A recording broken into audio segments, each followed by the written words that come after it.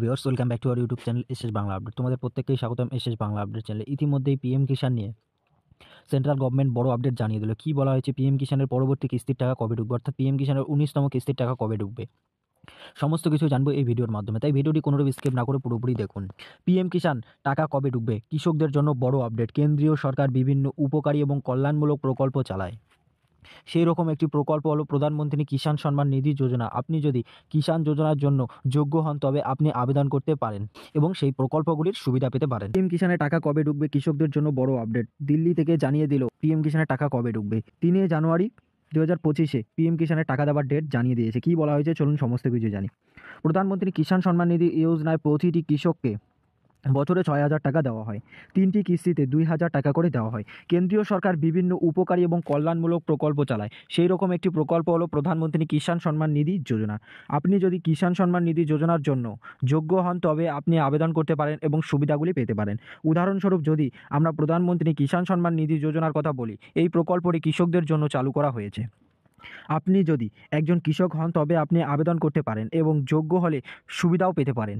এই স্কিমের সুবিধাভোগীদের বছরে 3টি কিস্তিতে মোট 6,000 টাকা দেওয়া হয়। এখনও পর্যন্ত 18টি কিস্তির টাকা দেওয়া হয়েছে। এই মাত্র 19তম কিস্তির টাকা ছাড়ার কথা। কবে ছাড়বে 19তম কিস্তির টাকা, সমস্ত কিছুই জানবো এই ভিডিওর মাধ্যমে। চলুন শুরু করা যাক।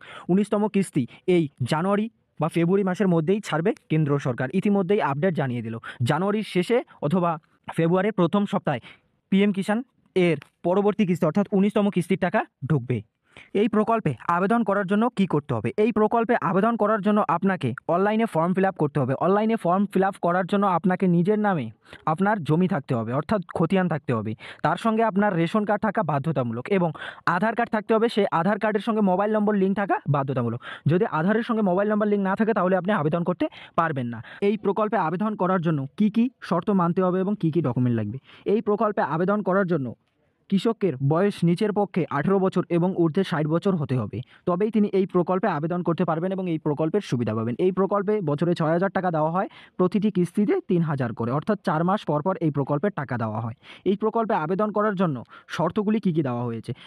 কৃষকের আধার কার্ড থাকতে হবে, নিজের নামে জমির রেকর্ড থাকতে হবে অর্থাৎ খতিয়ান থাকতে হবে এবং তাকে 18 থেকে 60 বছর বয়সের মধ্যেই হতে হবে এবং আধার কার্ডের সঙ্গে মোবাইল নাম্বার লিঙ্ক থাকা বাধ্যতামূলক। এর জন্য আপনাকে কী করতে হবে? আপনার মোবাইলের বা ডেস্কটপের গুগল ক্রোম ব্রাউজারে গিয়ে pmkishan.gov.in বলে সার্চ করতে হবে।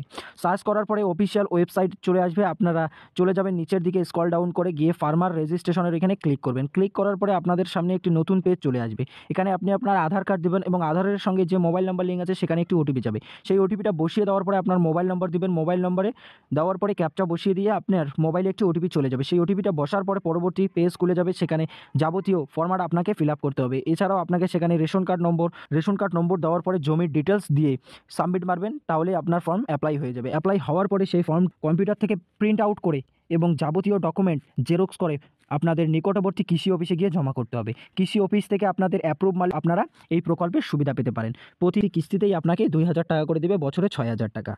এই প্রকল্পের পরবর্তী কিস্তির টাকা দেওয়ার সময় জানিয়ে দিয়েছে জানুয়ারির শেষে এবং ফেব্রুয়ারির শুরুতেই দেওয়ার কথা। যদি ভিডিওটি ভালো লেগে থাকে একটি লাইক করবেন, চ্যানেলটাতে নতুন হয়ে থাকলে সাবস্ক্রাইব করে অল নোটিফিকেশন অল করে রাখবেন। এরকম নতুন ভিডিও সবার আগে পাওয়ার জন্য। বাই, দেখা হচ্ছে নেক্সট ভিডিও নিয়ে। ততক্ষণ ভালো থাকবেন, সুস্থ থাকবেন।